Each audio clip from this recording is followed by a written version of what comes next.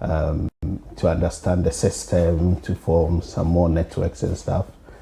Obviously, it's not the same compared to England. A lot of, in terms of the actual country, the infrastructure, the financial controls. So there are some basic stuff that we need to develop in our country. And then you have to also understand how are we developing the country for future generations. And to be honest, at some point you think, is this good enough for my kids? And maybe that's where we fall short in Ghana. You know, there's a lot of good things, the land, beautiful, etc. But we don't think about future generations. You know, it's all about the people who, you know, who are now. How many, what really do we plan for the kids for another 50 years, etc. And we fall short when you compare it to the developed world, you know. And maybe that's one of the reasons why I had to come back. You came back. Yeah. So let's dive deep. When you say, you know, which is very important, that's why we're having this conversation of, we think of the now. Yes, we know the politicians and what they're doing, but when it comes to families, when it comes to individuals, what do you think back home people can do to think about the generations to come? Well, I think the first thing is we shouldn't be focused on what do I have. You know, people think, oh, I have this amount of lands, this amount of houses. It's not really about that, right? It's about what have we put down sustainably for the environment, because the environment is what's going to take care of future generations. For the people, and when I say the people, it's not just the elite and the small people, the general population, right? So if you have 10% doing well, 90% are not doing well, what would happen is one day the 90% would make life uncomfortable for everyone else, including the family and the kids of the 10%, right? And no one is, you know, to a large extent, people are not actively trying to make that happen, trying to make the nation and the society comfortable for the masses. You know, you go around, since whenever you see kids, etc., on the streets, right? Good stuff, they're doing free education and stuff, but it's not, in this day and age, it's not even just about education, it's also about employment, right? What's the point if most of your people, they study all forms of subject? You know, someone was making a joke that they always say find X, find Y with engineering, but they never build no roads. They never, you know, if they need to build roads, they go and bring foreigners to do it, right? So why are they studying in school? So a lot of those things, you know, the whole thing is, one of the key points is we have lands. Agriculture should be one of our key things. Why do we go to school, learn all forms of subjects, but we can't feed ourselves? We have to import food. So these are basic stuff that, when you think about it sustainably, it's not going to work over a long period of time, you know. So there are a lot of things, the priorities are in the wrong places. And I think that's where we fall short. The priorities are in the wrong places. So yes, I studied Greek, all the terms. I so remember my Greek teacher, and if you're watching and you did all the lacopesicum, escolentum and all that, and I didn't take it anywhere. But hey, you know, it's good to have education, but the priorities. So I hope, you know, somebody is listening, and we will have a talk with the politicians as well. They should, you know, and even us as individuals, we also have to start thinking what we are going to leave for our children and our children's children. Today we see also that when it comes to some of the other cultures, other races, like, you know, the Asians, you know, all these, some of the Africans, we see that they invest, they teach their kids from a very young age how to manage their money. They teach them how to invest. How come that maybe some people in our culture do, some don't do, masses don't do? What are some of the things that we can start now? It's never too late for all of us to start from somewhere. what can we do? Yeah, I'll start by saying that in modern times, as we see today, education, formal education is not enough. It's good, but it's not enough. So we shouldn't think that just by pushing our kids through the system, through school, they're going to be self-sufficient, especially financially, because the school doesn't teach a lot of things. The key things is you got 4 key things about finance, money, anywhere in the world, right? You have your income and your expenditure. And then through that, we develop what we call assets and liabilities, right? So what everyone has to do effectively, you have to earn more, which is your income, than you spend. And then hopefully, as you make surplus, you turn that into an asset. So you invest it. You buy a property, you develop a business, and those assets, the purpose is for them to generate you further income. And then everyone's goal should be that at some point you have enough assets to be able to generate you income, so that even if you do not work, that income will cover your expenses. And I think that's the goal, and that's what we call financial independence, right? So it's no more the goal like it used to be. Oh, let me go to school, get a good job, work to the bone to 65 and then retire. Pay your right? pension, retire. Your goal should be, I want to be financially independent as early as you can. Even if you are, there are people who are 30, they are financially independent. Some people are even lucky, they had a bit of inheritance. So even they'll be going through the system, the formal education, etc., not because of money, right? So that's where your goal is. And as I said, is the key thing. Make sure your income is not spent. It's not, you don't go for what we call paycheck to paycheck. Paycheck to paycheck. What we come to paycheck to paycheck, because most people are living on paycheck to paycheck. And sometimes there's that saying that you are just one paycheck away and you become homeless. There's a saying like that. So, and as I said, maybe 80% paycheck to paycheck. They're not even put something aside for a hard day or a rainy day, how do they call it. But then the multiple streams of income is what we are coming at. So yes, we do paycheck to paycheck and then continue. Yes. Yeah. So and that is very risky, right?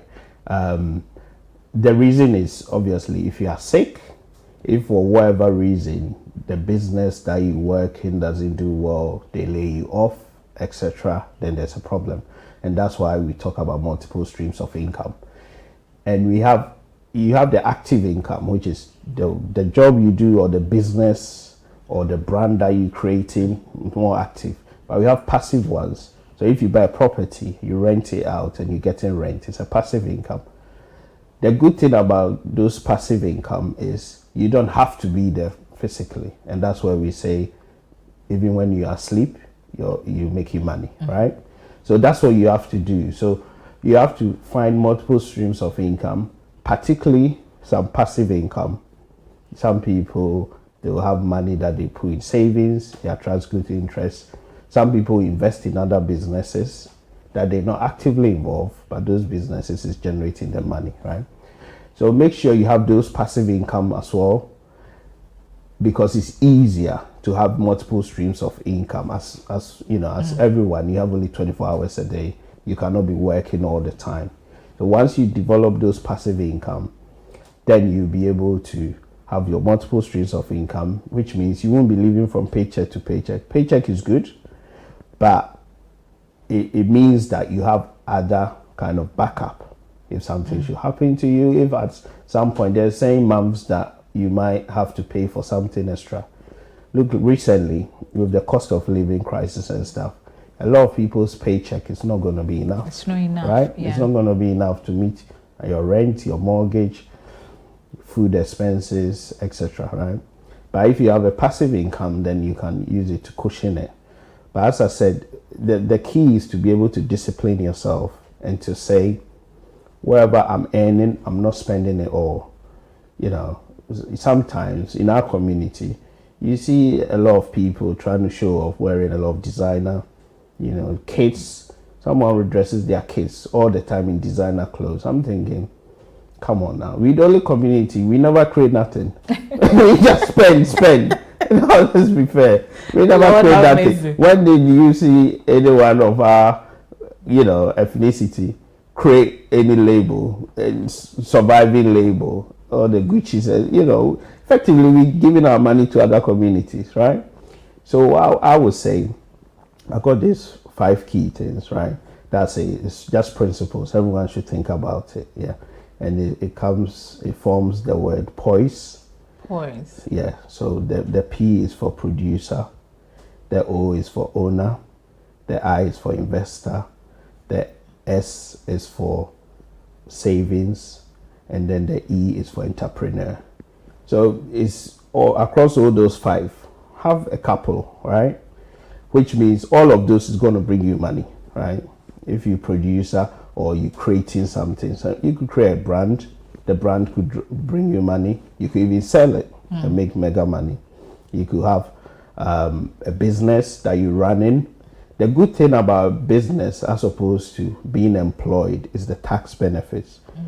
Because people also forget, and that's what I'm saying, this day and age, it's not only about educating yourself and getting a top job, right? Because tax will punish you. It's not meant to punish you. But the more you earn, the more tax you pay. You pay, yes. And you get to a point where almost half of your income is being taxed. It's being taxed, right? And also, obviously, the government's knowing that the biggest amount of revenue come from direct taxes, which is tax on your income, right? That's different to someone who's got their own business, who run their own business, who they're able to do their own books, they're able to deduct certain expenses that an employee cannot deduct before paying taxes. So coming back to the point, it's good if you can own your own business, if you've got an idea, even professionals, why can't you, as much as you're providing good service to a company, why can't you also create something on the side and provide that same service to other small companies, medium size, etc. And bring in money. Save. Nowadays, interest rates are good. When you save, you get some good returns, right? And then if you are lucky to come up with a big idea, see an opportunity, create a product or something, you could be, the mega entrepreneurs, right? We always see them and we think, but there's always the seed in every community for someone to spring out and do mega things, right? So we need to encourage our people that if you have an idea, why not? Have a goal. Don't just think, I have to. Because, see, a lot of these top-notch people that we know about, the Bill Gates, Mark Zuckerberg, they drop out of university, right? Because they realize, why should I still be studying someone's theories when I've got an idea to make, change the world effectively, right? So those things we should encourage ourselves to do more of and to be able to build our own wealth. Yes. Effectively, we should build our own wealth. Right? Very important. Let's build our own wealth. We see, and amazingly, sometimes we see the products that we use is another person, not even from our community, selling it, and you're asking yourself, how come?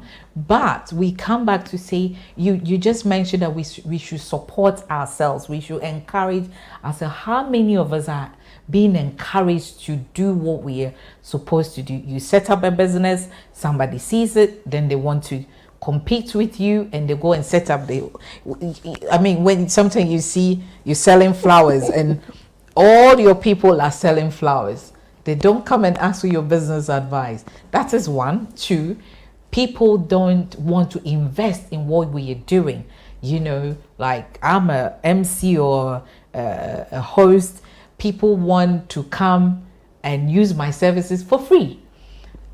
You understand? Yeah. So how do we now tell our community, our world, that hey, if we are supporting, it means that not just sharing the posters but also investing financially in what we are doing?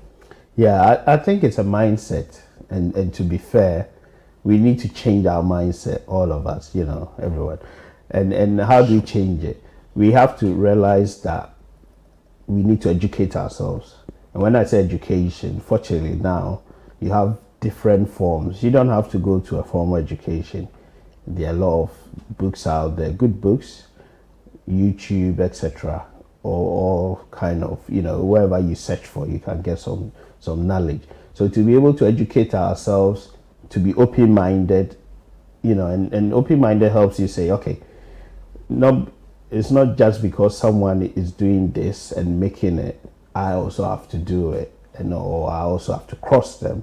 But there are many other opportunities out there, right? So many businesses, people, we all have different talents, right? Make use of your talent, research on your talent, grow it, develop it, right? And we also have to think about long term. Nothing is easy and nothing comes that quick. There are people who've developed and built a business over 20 years before it even becomes recognized. Yes. So even if we are working at it and it's not yielding, keep going, because at some point, the fruits will become bad. Yeah, I mean, some of these businesses, for example, I was checking out about JP Morgan, the investment company. Yeah. JP Morgan was a person who started that effectively. He's seen as industrialist, which is now an investment bank. 1837. Wow. About that time, right? 1837. So yeah, so the business has survived almost 200 years. And plus, it's still right? thriving. Yeah. But I'm sure at the time when he started that, investment banking wasn't something in the books or anything, right? But he did it and he developed it to the extent that it's not just his kids or grandparents, but about 5 or 6 generations. For Jonathan. So, and that's what I'm saying, we should think long term. It shouldn't even just be us and what we gain today, So, at some point we need to start thinking, how much can one person eat? Share the love around, right? And develop it. And then also we need to be commercially minded. That's the other thing. So when I say commercially minded, listen, we all have different ideas. We all have good plans. Some plans might never make it. Realize, who is your customer base? How many people can you sell to? If you think it's not, getting the traction that it needs to, move on to something else, right? And being commercially minded, that's what we develop. Because you could hear, there are a lot of people who say, oh, I've got a good idea, good business, but I'm not getting capital, I'm not getting funding. Your best funding comes from your customers. Because listen, if you've got a product or service that customers are paying, a lot of banks will fund you, right? And sometimes you don't even need banks. There are some mega companies, your Apple and etc. And even some small, medium-sized, some software companies, some of them making as low as 10 million a year. They don't have any bank loan because the services that they are selling is more than enough, right? So what I would say to people who are trying to develop their businesses, commercially minded, make sure you have paying customers. If you have that, just scale it, expand it, and it will work out. Wow. Be commercially minded. Some of us, we are good, but we are not commercially minded. We are hanging around the wrong people who wouldn't support, who wouldn't be our customers. So if you are learning something today, we are educating ourselves. Is whatever you're doing, think about the future. Don't just think it's you. Today I brought my one of my daughters who is studying media. It's my PA. I hope she's listening. Think about the kids. Don't just push them because somebody else's daughter is doing medicine. So you want your sisters, children are doing medicine. So you want the children to, yes, it's good. I'm not saying it's not, but then there are certain traits that we could help the kids. So that when we are gone, you've prepared the way for them. It's so important. There's some questions that when I put it out there that we're going to have a conversation with you, people saying that. So one is getting your debt under control. You know, there's so many people out there who are in debt. They're scared. They can't get loans, or they can't even do anything because their credit is just messed up. What would you say to them? Yeah, I'll just say this is very practical, right? So first thing is take a deep breath. You know what they say, that time heals a lot of wounds. So don't panic, right? What you need to do is get some financial advice or expert help. Let's assume you don't know what to do or where to go. You know, if you have any friends or family financially who can financially advise you, that's good. In the UK, you have the Citizens Advice Bureau. You have other websites and other places that can help. And I'll give them websites at the end of the program. But that's number one. Try and get some help. Number two, what we do is, depending on what debts you have, we have what we call, you consolidate your debts. So debts usually will come from different places with different interest rates. So one of the main difficulty of paying back debts is your interest rates, right? Because a lot of the times what you'll be paying back might be the interest, but it's not clearing the underlying debts, right? So what we do is you consolidate it, and how you do it is you look through your debts and the interest rates. Usually there will be the high and the low. Try and push all that debt, and that's what we call consolidation, into the low interest rate. And a lot of the times, if you call either your bank or something, they'll be able to advise you, and they'll say, okay, instead of all those credit card debts, that's probably you paying 20% a month, etc. If a bank might be able to substitute and give you, put all together in one bucket and say pay just 5% a month. Or even if you are lucky, you might be able to renegotiate where they'll say, okay, we'll give you a bit of space to organize your finances. We might give you 6 months to organize your finances, then you start repaying, right? So that's the second bit. Consolidate your debt. The other bit is usually you need to be able to bring in more income in the long run to be able to clear them. So see what else you can do, right? If you have to take a second job, if you have to provide extra services, if you are good at something, some people good at cooking, why don't you do some takeaway, some stuff?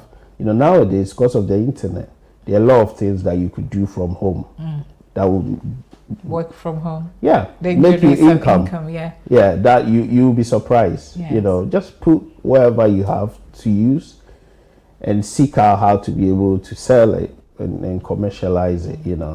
But I would say it's always good to get some advice, expert advice. It's good to get advice. We go to the doctor for when we are not well, our health, and we go to the doctor. So we have doctors also for our finances. Sometimes the mistake we do is we go to people who haven't got any financial qualification, but because maybe they have the money or so, then they, so it's so good to go to the right source and get advice, please. Yeah, and I'll say don't go to a loan shark. Don't go to a loan shark. That's very dangerous. Yeah, right? Yeah. Okay. So the other question is creating a budget. Most people want to do, like, say, events. They're doing stuff, but they don't have a budget. They were like, okay, please come and do this for me. What's your budget? I don't have a budget. How do people, especially maybe they're trying to invest or they're trying to start a business, but they want that financial support, how would they create that budget? Yeah, so the first thing is a budget has to be very practical, right?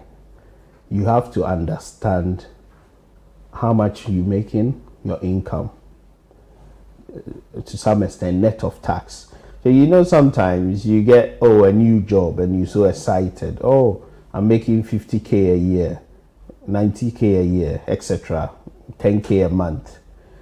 don't be too excited until you see your net pay on your pay slip, because and that's where the problem is. And that's why sometimes we say, oh, even though you're making more, but your standard of living doesn't feel that change, right? Yes. So understand how much comes to your pocket at the end of the month, right? And then that'll be your income side. Then your expenditure side. First thing you have to do is find your key needs. So stuff that's standing that every month has to be paid.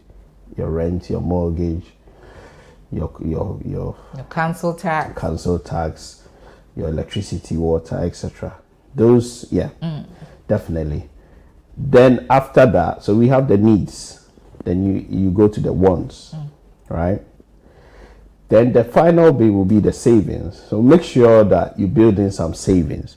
Now, some experts have made a rule, and they call it the 50-30-20 rule.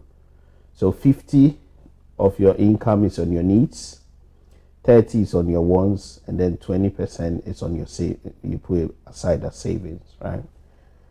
If you can do that for a start, that's good. If you can even do more for your savings, it's even better, because what I said was, understand that as you make the money, any surplus, you'll be able to invest to create an asset that will generate you income. So effectively, it means that you're making more on a monthly basis over a long term. So have a simple budget: your income, your expenditure, your savings. And a lot of the time now, it's easy because we do a lot of electronic transactions.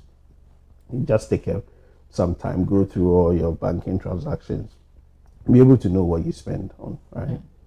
And then be able to understand it. Then the second bit is to manage it, and then revisit and review every now and then, and see, you might be spending on certain things that you think, oh, maybe not. Go for bargains, right? Some nice shoes and stuff that you want. Why don't you wait till sale? Maybe they will be gone by sale. Wow, you might get one, you have a point. But what I'm saying is, why not? Yeah, because then it means that you saving, right? Yeah, everyone likes bargains every now and then. And then the other thing is the vouchers. When I in the States, they use a lot of the vouchers. I thought, sometimes they come through your post and you think it's rubbish and you throw it out. So check out for the vouchers. It's so important. It makes you save a lot of money. Yeah. So we have the other one is getting your budget back on track, with saving into our pension. Pension is also another big thing, because most people, maybe they're working and they're doing the cash in hand sort of, but then forgetting that every day one is growing. It will get to a time that you cannot work and you need that income to come. If you pray that you have the kids who will take care of you, but then we don't have to also depend on the kids, because one day they're also going to live their life. So how do we save into our pension? Yeah, that's very important. And the saving into pension provides two benefits. One, you saving money for the future. And over a long term, the money is expected to grow, especially in developed economies. Some people use it to buy a different asset, maybe a second home or something. So it's expected to grow. That's number one. Number two, the other good thing about pension is tax efficient. So any money you put in pension is deducted before you are taxed. Okay. So for a lot of people, especially people in high paying jobs, if you seek any financial advice, you'll be advised to put more money in pension so that you pay less tax, right? It's only tax when you are on your retirement, but at that time, you're likely not to be drawing as much money as you're working, right? So that's the tax efficient way of it. But you have to discipline yourself to put some money aside. There are two forms of pension, especially in the UK. So you have the national insurance bill, which is your state pension, and then the private.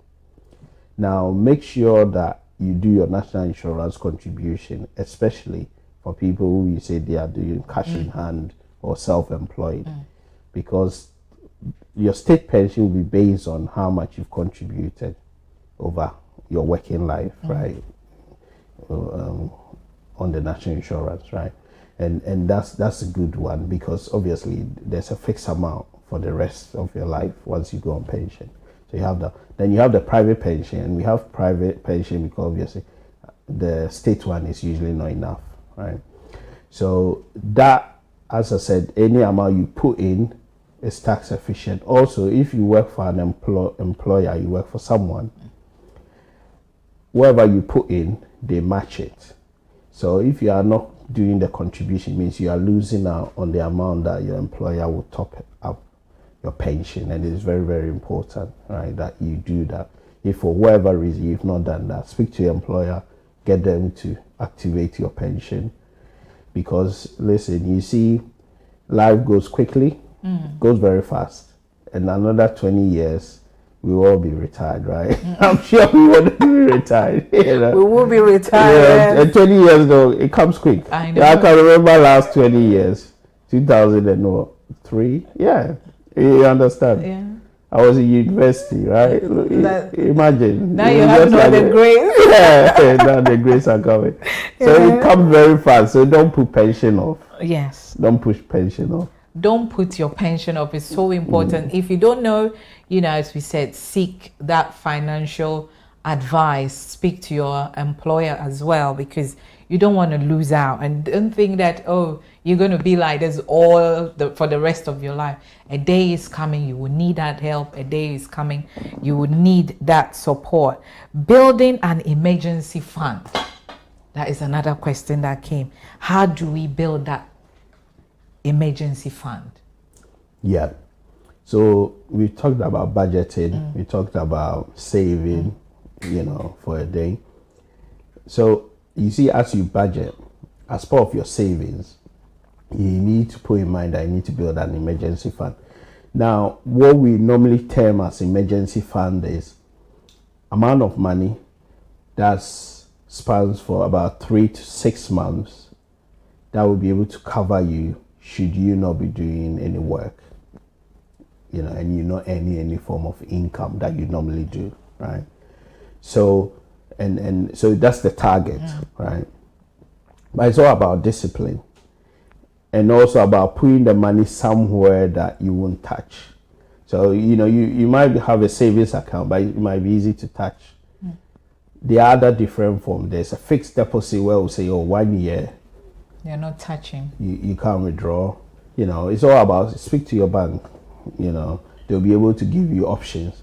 And the good thing about that emergency fund is, if you have it in the right account, it will earn interest.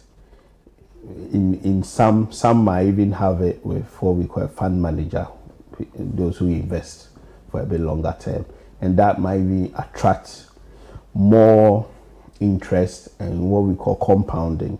So your interest attracts interest, and it grows over time, right? So it's good to have that, and it's good to build on that, because listen, when we all started work, at some point you might change your career, you might change your employer, you might have some time where things are not going okay, and you need that as a backup, right? So it's very important, but just make sure you put it in a place that you won't be tempted to go for it. You won't be tempted to take it on holiday. It's so important. So build an emergency fund, and when things happen, you can now go in and take it and use it. And then protect yourself and your family. We've talked about building an emergency fund. We've talked about savings, putting money into your pension, and then protecting our families.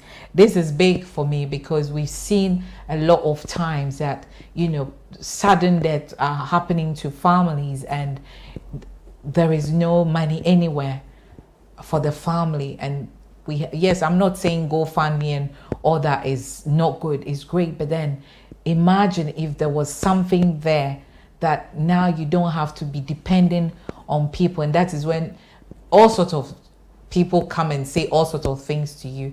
What do we have to do? Yeah, it's very important, Nana. The reason is we say no one knows tomorrow, right? And to some extent, tomorrow is not guaranteed, you know. So there are what we call different types of products out there that would help protect you, your loved ones, the future, in the event that even if you're no more, right?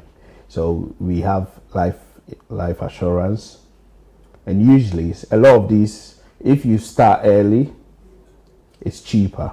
All right. So we're going to go on a break and we will be right back.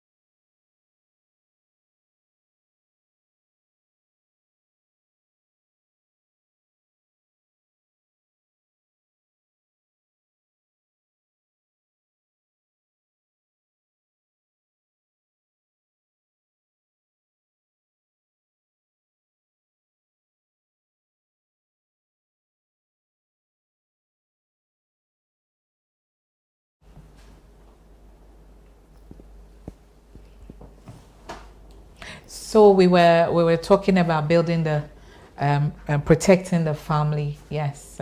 Yeah. So what I was saying was we have life assurance, right? The earlier you start paying, the cheaper it becomes. That means that you have contributions you make, and in the event that something happens, some of it is even critical illness. So for whatever reason you're unable to even work, they would provide for you and your family. Or in the event of death, they'll provide a lump sum, and sometimes there's even a guaranteed income for a number of years, right? So that's number one. Number two, we should also try and there are other forms of insurance, you know. So you might have a mortgage, you could even protect your mortgage. So what happens is if you lose your job, the insurance will kick in and will pay for your mortgage, you know. Also, we have you have to also think about having a will, especially if you have assets, right? In our community, we don't like talking about wills because you talk about will, they think you're going to die. So we don't like talking about wills. Yeah, you know what they say? They say death and taxes you can never avoid, right? Yeah, it's guaranteed, right? And the good thing about planning your will is it helps you to understand what your assets are and how to pass it on. And you'll be surprised that if you don't plan, what happens in the event of death is you'll be taxed on your... You're gone and you're being taxed. Yeah, so inheritance tax. Yes. Up to a point is 40%. You know, wow. I mean, why would you want all your hard toil and, you know, all these times, all the pressure you've gone through, then when you're gone, you want the government to take 40%, right? So what you do is you plan that. And if you have a proper planning and you have tax planning, you'll be able to pass it on in a timely manner, so that it won't be taxed so much, and two, you'll be able to do it at your own will and your own time, right? Instead of, you know, so that will lead you to do a will as well. And then there's another one which is interesting. So we have what we call the legal power of attorney. So what happens is, in the event that you become incapacitated, right? So, you know, there are people, they get struck with an illness, they get into coma, etc. I know it's not the nicest thing to talk about, but it does happen. We have to talk about these things. You need to be able to plan and say, okay, this is the next person I want to be deciding if something happens to me. So I'm not gone, but someone needs to be able to decide, okay, how we look after you, how we look after the rest of your estate, whilst you are still alive but incapacitated. And it's very important, because if you don't do it and members of your family start fighting over your assets, you have to go to court, and it's very expensive. Yes. You know, and they could lose a lump sum of your so-called inheritance through that process. Right?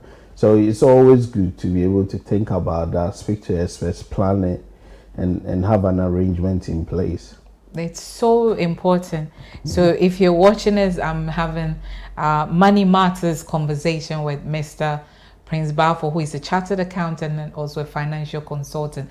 I brought this subject, which is dear to my heart, because we are seeing, especially with all that I do in my community, you know, how our finances, it's people are just, things are not happening very well because of lack of financial knowledge, and also this will, and you know, knowing the right of attorney when things happen to you, so that friends, families, strangers will not come and start dictating, whether to your wife or to your children or to your husband, to any of your spouse. It's so important. Next of kin, you know, a person is gone and people don't know who the next of kin, and somebody from nowhere shows up and say, I'm the next of kin. So today, with all that we have talked about, if you missed it, go back and rewatch, share it with your friends, seek financial knowledge from the right people. You know, I know there are pastors out there, I know there are counselors out there who are not financially qualified to advise, but they are advising. I'm not saying it's wrong, but seek the right advice so that you will leave that generational health for your family, for your children, for your children's children, because one day you'll be old, and it wouldn't be nice when you're old and there is nothing in the coffers for you. I hope you enjoy. Thank you so much, Mr. Baffour, for giving us your time. I hope you've enjoyed, you've learned something. Thank you so much. Have a wonderful Sunday, a great week ahead, and make sure you tune in next week. Take care. Bye-bye. Bye.